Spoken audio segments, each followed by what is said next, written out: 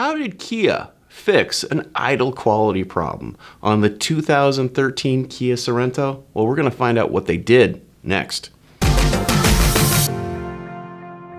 This video is sponsored by Lightens, manufacturers of the original OAD pulley.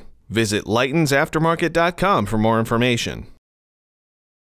We all know that a TSB is to address vehicles that are in the field that are having problems. Kia, back in 2013, they were having issues with the Sorento and an idle quality problem. Customers were noticing an uneven or an erratic idle around 600 to about 800 RPMs. What was the solution? Well, it was to install a decoupler pulley and adjust the software on the ECM. This solved the problem. So, a decoupler pulley helped to smooth things out.